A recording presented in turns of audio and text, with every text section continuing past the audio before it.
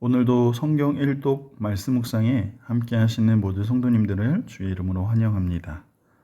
찬송가 15장 하나님의 크신 사랑 함께 찬송하시겠습니다.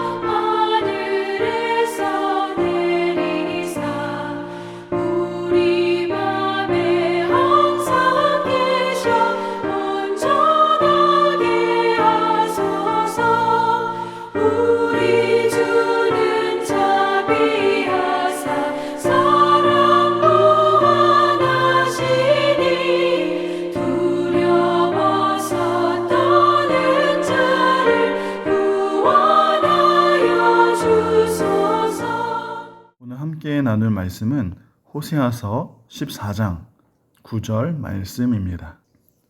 9절 말씀 제가 봉독하겠습니다. 누가 지혜가 있어 이런 일을 깨달으며 누가 총명이 있어 이런 일을 알겠느냐. 여호와의 도는 정직하니 의인은 그 길로 다니거니와 그러나 죄인은 그 길에 걸려 넘어지리라. 아멘. 이 시간 하나님의 마음 이라는 제목으로 함께 말씀 나누기를 원합니다. 우리가 계속해서 함께 성경 여행을 떠나고 있습니다. 첫 번째 코스로 모세와 함께 모세의 오경 여행을 마쳤고, 두 번째 코스로는 왕을 찾아서 역사서 여행을 마쳤습니다. 그리고 세 번째 코스는 노래하면서 시가서 여행을 어제까지 잘 마쳤습니다. 그리고 이제 네 번째 여행, 미래를 향하여 예언서, 선지서 여행을 떠나고자 합니다. 우리가 함께 읽게 될 선지서는 크게 두 부분으로 나눌 수 있습니다. 이사야, 예레미야, 예레미야, 에스겔, 다니엘 이렇게 5권의 책을 분량이 많다라고 해서 대선지서라고 구분을 하고 있고, 다니엘부터 말라기까지는 이 12권의 책을 다른 책에 비해서 분량이 작기 때문에 소선지서라고 구분을 합니다. 작년에 저희 초등부에서 구약 성경을 이렇게 한 권씩 함께 나누었는데, 선지서를 배우면서 초등부 친구 중에 한 명이 이렇게 질문을 하였습니다. 다니엘서는 총 12장이고 호세아서는 총 14장인데 왜 다니엘서는 대선지서이고 호세아서는 왜 소선지서에 속하냐고 질문을 한 것이죠. 다니엘서는 호세아서에 비해서 분량이 분명히 짧긴 하지만 그 내용들, 그 예언의 내용이 방대하고 그 내용 중에는 상징적인 것들도 많이 있어서 특히 묵시적인 내용이 많이 들어 있습니다. 그래서 이사야, 예레미야, 에스겔과 함께 미래에 대한 예언이 풍부하기 때문에 함께 대선지서에 포함시켜서 대선지서로 구분을 하고 있는 것입니다. 여러분, 그렇다고 해서 이 소선지서 12권의 책이 다른 것에 비해서 분량이 짧기 때문에 덜 중요하다라는 것은 결코 아닙니다. 이 소선지서는 분량이 짧은 만큼 하나님의 뜻이 압축되어 있고 하나님의 뜻을 집중적으로 기록하여 보여주고 있기 때문에 소선지서 역시 중요한 하나님의 말씀이라는 사실입니다. 그렇다면 이 선지서에 등장하는 선지자들은 과연 누구입니까? 선지자는 히브리어로 나비라고 하는데 하나님의 마음을 대신해서 전달하는 자들을 선지자라고 합니다. 그래서 선지자는 마치 왕이 보낸 사신과도 같습니다. 자기가 하고 싶은 말을 이렇게 선포하는 것이 아니라 왕이신 하나님의 마음을 대신 선포하는 대변인과도 같은 것입니다.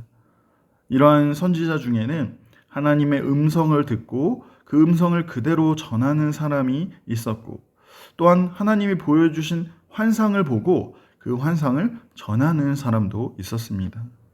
이러한 선지자, 예언자라는 말을 들을 때에 우리는 일반적으로 어떻게 생각합니까?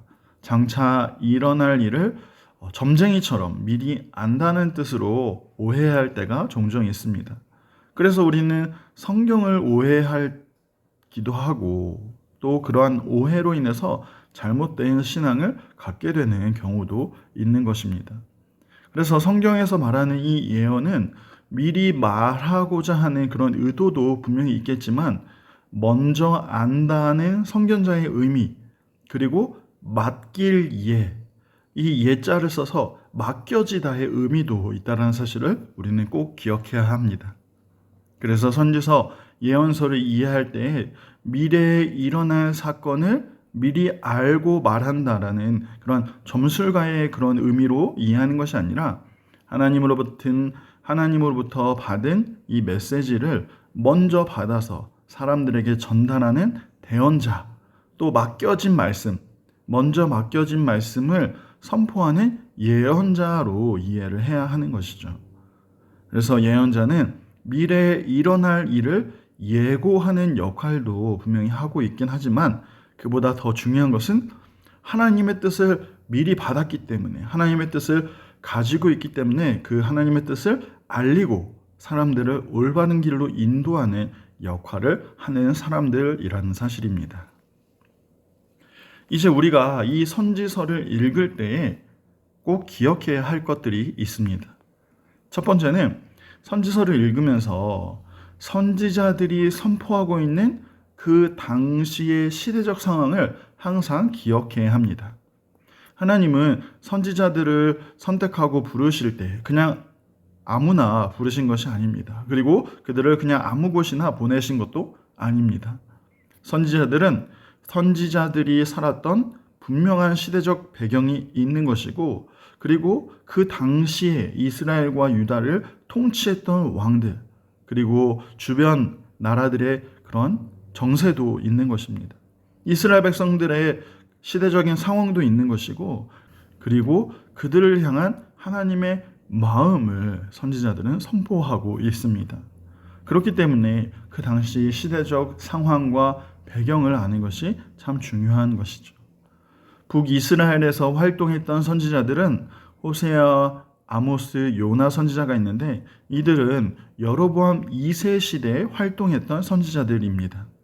여로보암 2세는 당시 최고의 전성기를 이룬 북이스라엘의 상황이었습니다. 다윗 왕과 솔로몬 왕 때 누렸던 그 영토를 이렇게 회복한 그러한 시기인 것이죠. 하지만 외적으로는 그렇게 번영했을지 몰라도 반대로 영적으로는 완전히 무너지고 완전히 타락한 시기가 바로 여로보암 2세 때입니다. 타락한 이스라엘 백성들을 향해서 너희가 회개하지 않으면, 지금 돌이키지 않으면 아수르에 의해서 곧 멸망당할 것이라는 하나님의 심판을 전한 선지자들, 그들의 모습인 것이죠.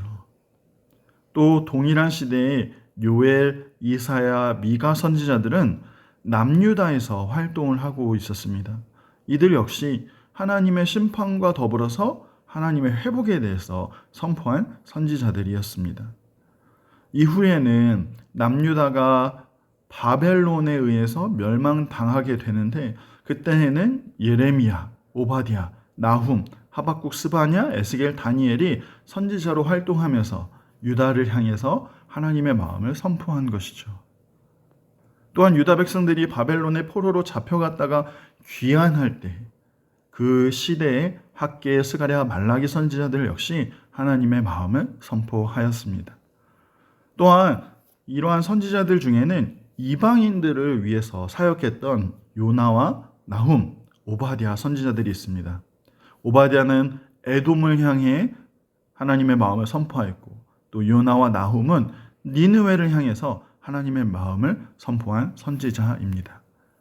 이러한 사실을 통해서도 우리는 하나님은 이스라엘만을 위한 하나님이 아니라 온 세상이 하나님의 백성들이고 그들에게도 구원이 필요하다는 사실을 분명히 깨닫게 되는 것입니다. 이방 나라들을 구원하기 위해서 하나님은 먼저 이스라엘 백성들을 부르셨지만 이스라엘은 이러한 하나님의 뜻을 알지 못하고 자기 욕심을 따라 살아가다가 결국 패망의 길을 걷게 된 것입니다.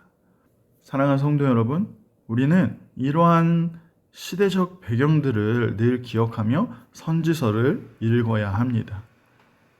그리고 그들의 시대적 배경과 더불어서 우리가 살아가고 있는 지금 이 시대에 또한 생각을 해야 하는 것이죠. 물론 그 당시의 상황과 환경을 지금과 비교해 본다면 모든 부분에 있어서 당연히 큰 차이가 있겠지만 단 한 가지, 인간의 본성, 우리의 본성은 더 악해졌으면 악해졌지 그때나 지금이나 큰 차이가 없다는 사실입니다. 그렇기 때문에 선지자들의 당시 시대적 배경과 더불어서 이 시대를 비교하면서 말씀을 통해서 우리는 우리의 상황을 이해해야 하는 것이죠. 그리고 우리의 상황을 보면서 하나님의 마음이 과연 어떨지 우리는 생각해 볼 수 있는 것입니다. 또 한 가지 우리가 선지서를 읽으면서 꼭 기억해야 할 것은 그 당시의 시대적 배경 속에서 그들을 향한 하나님의 변함없는 마음을 꼭 기억해야 합니다. 우리가 잘 알다시피 선지서에 담겨있는 주된 메시지는 바로 회개에 대한 메시지입니다. 이스라엘 백성들이 죄에 대해서 전혀 돌이키지 않았을 때 하나님은 선지자들을 보내서 그들을 책망하고 회개를 촉구하였습니다. 이스라엘은 계속해서 잘못을 행하고 있지만 하나님은 하나님이 선택한 이 백성들을 그냥 버리실 수가 없으셔서 계속해서 그들에게 돌이킬 기회를 주신 것이죠. 선지자들을 보내서 회개를 외치게 하고 죄에 대해서 분명한 경고, 돌이키면 용서하시겠다라는 그런 하나님의 마음을 외치게 하신 것입니다. 하지만 아무리 하나님의 마음을 외치고 전에도 이스라엘 백성들은 어떻게 하였습니까? 그들의 귀를 닫고 마음을 닫아서 말이 통하지 않자 하나님은 결국 회초리를 드신 것이죠. 이스라엘의 주변 국가들의 그런 압박과 핍박이나 자연재해 같은 심판을 이스라엘에 내리신 것입니다. 그런데 여기서 중요한 사실이 무엇입니까? 하나님께서 이렇게 심판을 허락하시는 이유가 무엇입니까? 그것은 단순히 이스라엘 백성들이 죄를 지었기 때문에 그들이 밉고 그들을 처벌하고 그들을 심판하기 위함이 결코 아닙니다. 하나님은 죄를 지은 이스라엘 백성들에게 심판을 내리시죠. 분명히 심판을 내리시지만 또한 분명한 것은 그 심판 가운데 하나님의 은혜를 잊지 아니하신다라는 사실입니다. 특별히 하나님은 맹렬한 심판 가운데 남은 자를 두셨습니다. 그 남은 자로 인해서 하나님은 하나님 나라를 새롭게 하시려는 계획이 있으신 것이죠. 그렇기 때문에 심판 중에서도 하나님의 본심은 이스라엘 백성들을 향한 진노, 이스라엘을 포기하려고 하시는 것이 아니라 그 진노 중에서도 베풀어 주시는 그 은혜, 포기할 수 없으신 그 사랑에 있다라는 사실입니다. 사랑하는 성도 여러분, 우리는 이러한 선지서를 통해서 이러한 선지서를 읽으면서 하나님의 본심, 우리를 향하신 하나님의 마음을 함께 읽어야 합니다. 여전히 우리를 사랑하시는 하나님의 마음, 그래도 우리를 사랑하시는 그 하나님의 마음, 끝까지 우리를 포기하지 않으시는 그 하나님의 마음, 우리를 사랑함에 있어서 영원히 신실하신 그 하나님의 마음, 그 하나님께서 우리를 어떻게 얼마나 사랑하시는지를 깊이 묵상하는 그런 귀한 시간이 되길 원합니다. 그래서 우리가 선지서를 읽으며 하나님의 그 사랑의 마음을 깨달아 알고 그 하나님의 사랑에 힘입어서 이제는 우리도 더욱 하나님을 사랑하고 더 깊이 하나님을 사랑하며 하나님 앞에 나아가는 저와 여러분 되기를 간절히 소망합니다. 기도하겠습니다. 사랑하는 하나님, 이 선지서를 통해서 이스라엘을 향한 하나님의 마음을 함께 생각해 보기를 원합니다. 이스라엘 백성들이 죄악 가운데 있지만 여전히 그들을 사랑하셔서 그들이 되돌아오기를 간절히 바라셨던 그 하나님의 마음, 이스라엘을 기다리시면서 눈물을 머금고 그들을 심판하실 수밖에 없었던 그 하나님의 마음을 묵상해 봅니다. 그 마음은 또한 오늘 우리를 향한 마음인 것을 우리가 기억하게 하옵소서. 여전히 그리고 끝까지 우리를 사랑하시는 그 하나님의 마음을 우리가 또한 기억하면서 오늘 우리도 하나님을 더욱 사랑하며 하나님 앞에 나아가는 우리의 모습 되게 하여 주옵소서. 오늘도 우리에게 내가 너를 사랑한다고 말씀해 주시고 우리를 위로해 주시는 하나님께 감사를 드리오며 살아계신 예수님의 이름으로 기도합니다. 아멘. 오늘은 4코스를 위한 재정비 기간입니다. 그동안 밀렸던 말씀을 다시 한번 읽으며 우리 4코스 선지서를 준비했으면 좋겠습니다. 오늘도 말씀과 함께 승리하시길 간절히 소망합니다.